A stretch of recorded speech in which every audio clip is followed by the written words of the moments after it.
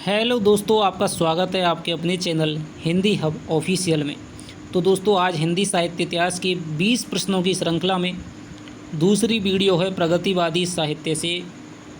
मैंने आपको इससे पहले की वीडियो में प्रगतिवादी साहित्य क्या है, मार्क्सवाद के द्वंद्वात्मक भौतिकवाद के सिद्धांत पर आधारित है, क्या क्या इसकी विशेषताएं हैं, कैसे इसकी शुरुआत हुई थी, कौन कौन से इसके कवि हैं, और दोस्तों 25 प्रश्न हमने करके देखे थे।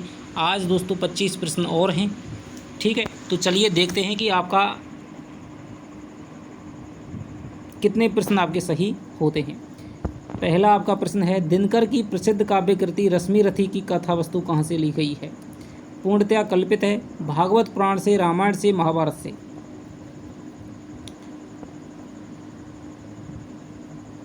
रश्मिरथी है वो आपके दोस्तों रामधारी सिंह दिनकर की काव्य है।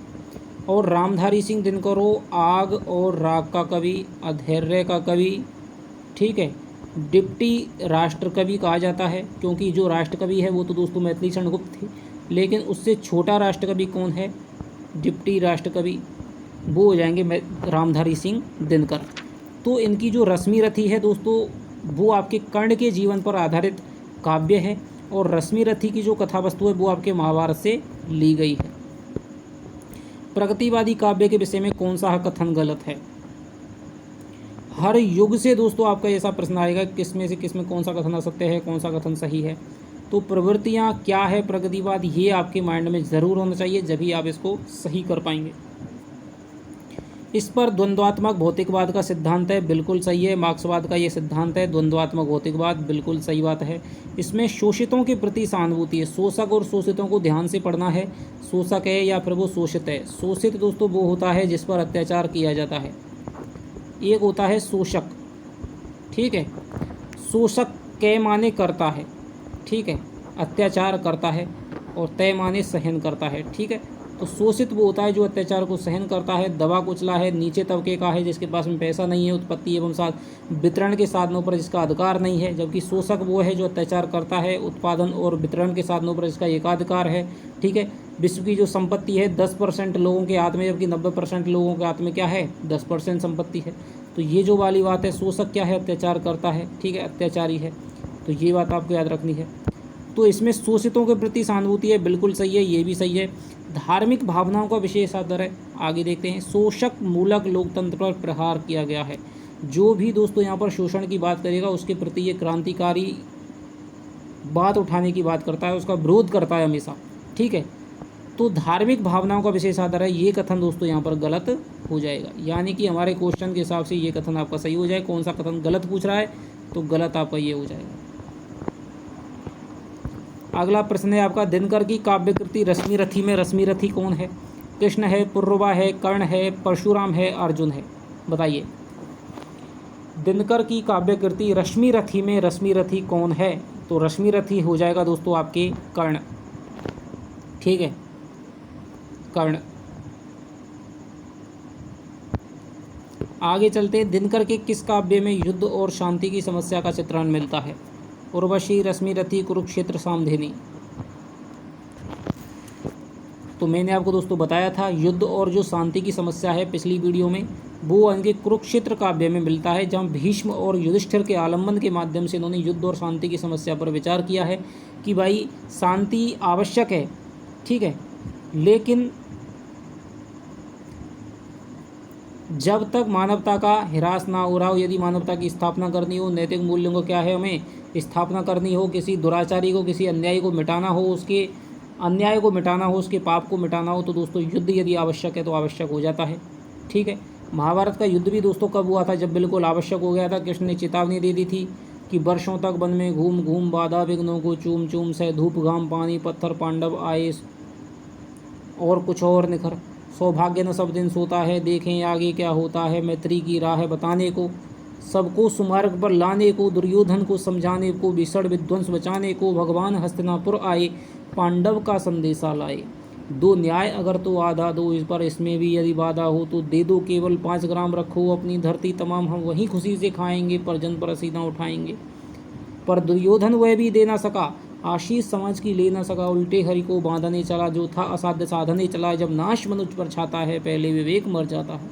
तो जब कृष्ण संदेशा लेकर के आए थे दुर्योधन के पास में कि भाई 5 पांडव, इनको 5 गांवों की तू भूमि दे दे, ये तो वहीं पर आपका क्या है खुशी से जीवन यापन कर लेंगे। लेकिन दुर्योधन ने एक बात कही थी, आपने महाभारत यदि देखी हो B.R. चोपड़ा साहब की, तो उन्होंने कहा था कि मैं दुर्योधन को 5 गांव की, तो क्या मैं 5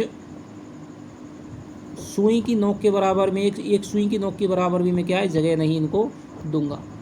ठीक है, और उसने कृष्ण को क्या है बांधने का दोस्तों क्या है आदेश दे दिया था, इसीलिए कृष्ण ने क्या है अपना विराट रूप धारण किया था।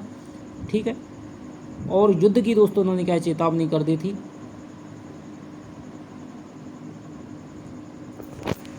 तो कुरुक्षेत्र दोस्तों उस पर आपका लिखा गया है। प्रगतिवाद का दार्शनिक आधार क्या है? साम्यवाद, प्रयोगवाद, पूंजीवाद, अस्तित्ववाद। ध्यान रखिए, चाहे वो साम्यवाद कह ले, चाहे वो समाजवाद कह ले, चाहे वो मार्क्सवाद कह ले, चाहे वो द्वंद्वात्मक भौतिकवाद कह ले, चारों बात दोस्तों एक ही हैं। ठीक है, तो साम्यवाद हो जाएगा आपका।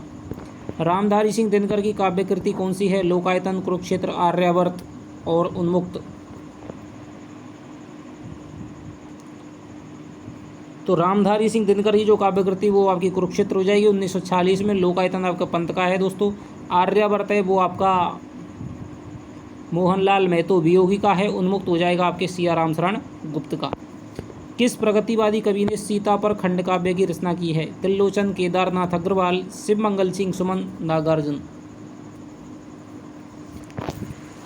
तो सारे ही दोस्तों ये आपके प्रगतिवादी कवि हैं, लेकिन जो आपके नागार्जुन हैं, बाबा नागार्जुन जिन्हें बाबा के नाम से जाना जाता है, इन्होंने दोस्तों एक काव्य लिखा है भूमिका। भूमिका नहीं, भूमिजा। भूमिजा दोस्तों किसका नाम है? सीता का भी नाम है, क्योंकि ये भूमि से उत्पन्न हुई थी। ठीक है, वैदेही भी कहा जाता है, भूमिजा भी कहा जाता है। ठीक है, तो भूमिजा इन्होंने क्या है सीता पर इन्होंने दोस्तों खंड काव्य की रचना की है नागार्जुन का। ये कई बार पूछा जाता है कि भूमिजा खंड काव्य किसका है, तो ये आपके नागार्जुन का है। यात्री नाम से कविताएं लिखने वाले रचनाकार कौन है? नागार्जुन, रघुवीर सहाय, गिरिजा कुमार माथुर, केदारनाथ अग्रवाल। तो दोस्तों जो बाबा नागार्जुन है, वैसे तो इनको बाबा कहा जाता था। ठीक है, इनका मूल नाम कुछ और था, वैसा भी क्वेश्चन आ रहा है, मैं आपको बताऊंगा नहीं। यात्री नाम से ये मैथिली भाषा में रचना करते थे, मैथिली में यात्री के नाम से लिखते थे, तो यात्री के नाम से नागार्जुन हो जाएगा। मैं उस जनपद का कवि हूँ काव्य रचना किस कवि की है? नागार्जुन की, रांगे राघव की, त्रिलोचन की, केदारनाथ अग्रवाल की। बताइए। मैं उस जनपद का कवि हूँ, ये दोस्तों आपके त्रिलोचन की है। ठीक है, इनका मूल नाम है दोस्तों वो वासुदेव सिंह है। ठीक है, त्रिलोचन ये नाम से कविताएं लिखा करते थे त्रिलोचन। और हिंदी में जो सोनेट छंद है, सोनेट, ठीक है, मैंने आपको वीडियो में एक बार कराया था, 2 वीडियो शायद पहली है वो। सोनेट छंद का दोस्तों सर्वाधिक प्रयोग है वो त्रिलोचन ने हिंदी में किया है। प्रगतिवादी कविता के प्रतीक, बिंब, मुहावरे, शब्द, चित्र सब कहाँ से लिए गए हैं? प्रकृति के बीच से, जनजीवन के बीच से, राजनीतिक उथल पुथल से, विद्रोही प्रवृत्ति से। तो जो प्रगतिवादी जो कविता है उसका चाहे वो प्रतीक हो, चाहे वो बिंब हो, जैसे आपकी भिक्षुक कविता है, ठीक है, आपकी जो विधवा कविता है, ठीक है, निराला की है, तो ये दोस्तों इनके जो प्रतीक हैं, बिंब हैं, ये सारे क्या है जनजीवन के बीच से लिए गए हैं, क्योंकि जनजीवन का ही साहित्य है। ठीक है, आसपास के जनजीवन का साहित्य जो यथार्थ दिख रहा है उसका साहित्य क्या है? प्रगतिवाद है। क्रांतिकारी साहित्य यदि आपसे पूछा जाए तो उसका भी नाम क्या है? प्रगतिवाद है। पदार्थवादी साहित्य, साम्यवादी साहित्य, मार्क्सवादी साहित्य, सारा का सारा आपका प्रगतिवाद है। नागार्जुन के निम्नलिखित रचनाओं में कौन सी खड़ी बोली की हिंदी में नहीं लिखी गई है? भस्मांकुर, पत्रहीन, नग्न, गाछ, युगधारा, सतरंगे पंखों वाली। बताइए।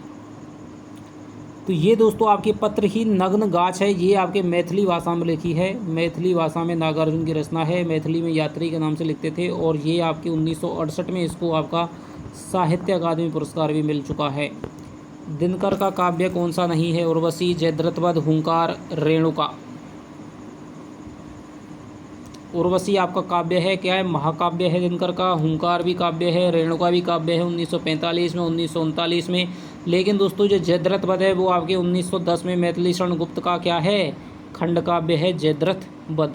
मैं सत्य कहता हूँ सखी सुकुमार मत जानो, मुझे है युद्ध में भी प्रस्तुत सदा यमराज से जानो, मुझे आज भी आचार्य क्या आए स्वयं देवेंद्र भी, देवी ना रोक पाएंगे युद्ध में मुझे कभी।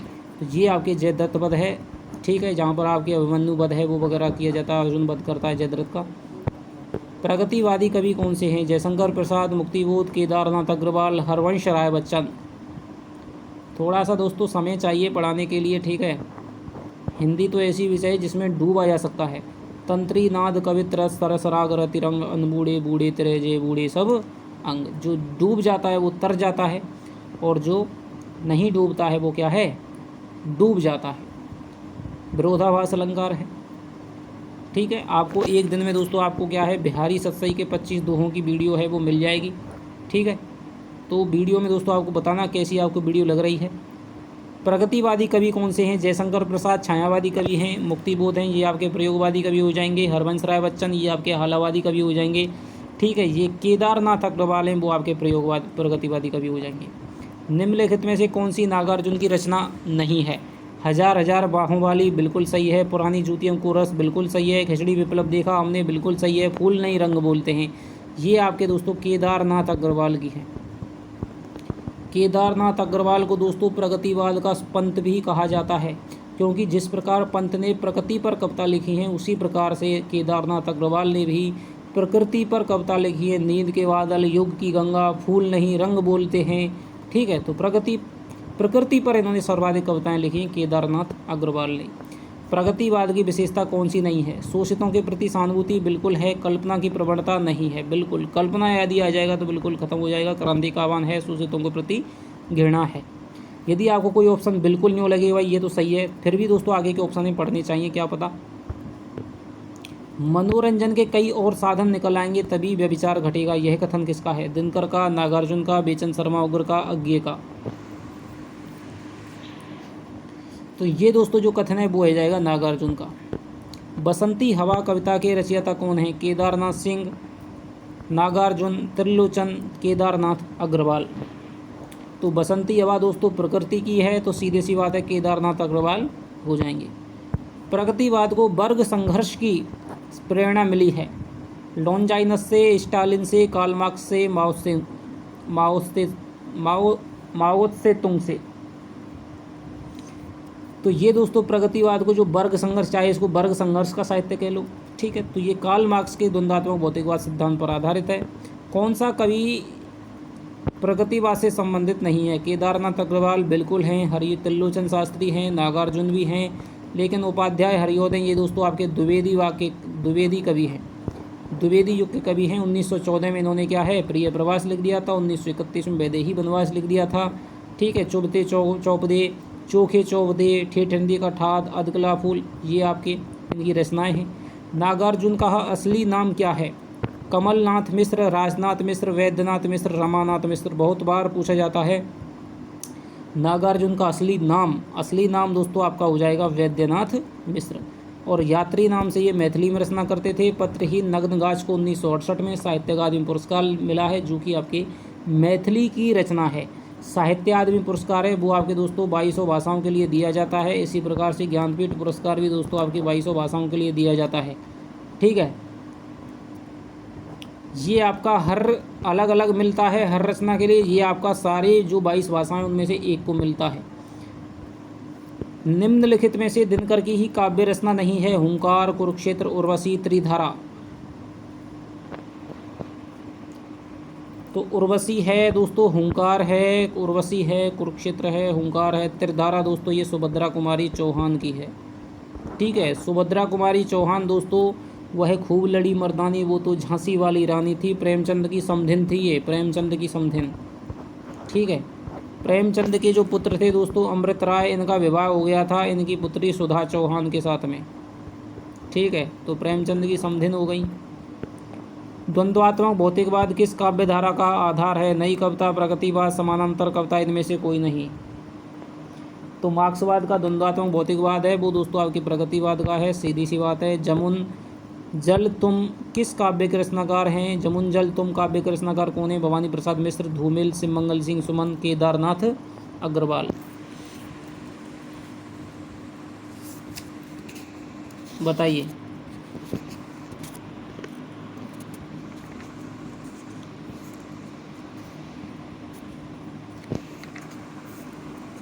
जमुन जल तुम काव्य के रचनाकार कौन हैं? भवानी प्रसाद मिश्र, धूमिल, शिवमंगल सिंह सुमन और केदारनाथ अग्रवाल। तो जमुन जल तुम दोस्तों आपके केदारनाथ अग्रवाल की आपकी रचना है।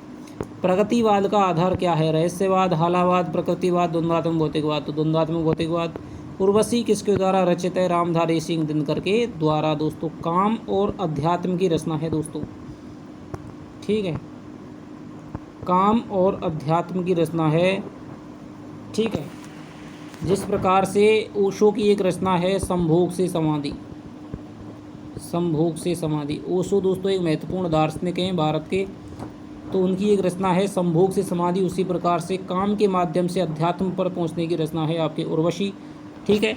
उर्वशी रामधारी सिंह दिनकर को डिप्टी राष्ट्रकवि, समय अधैर्य का कवि कहा जाता है, राग और आग का कवि कहा जाता है, ठीक है। इस पर उन्हें ज्ञानपीठ पुरस्कार भी मिला था। मैं तुम्हारे प्राण का विदा हुआ खग, ठीक है, ये इसकी पंक्ति है। उर्वशी अपने समय का तूर्य,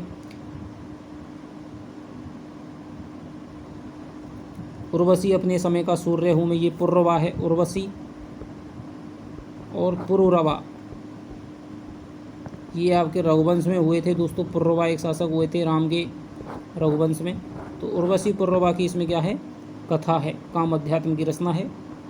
तो ये हो गए दोस्तों आपके 25 प्रश्न। आपके कितने सही हुए हैं कमेंट में लिख करके अवश्य बताइएगा।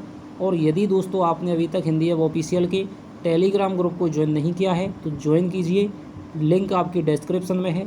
और यदि आपने अभी तक हमारे चैनल को सब्सक्राइब नहीं किया है तो दोस्तों आपको अच्छा लग रहा है तो सब्सक्राइब कर सकते हैं। तो चलिए आपसे मिलता हूँ अगली वीडियो में, तब तक के लिए दोस्तों बाय बाय, जय हिंद, जय भारत।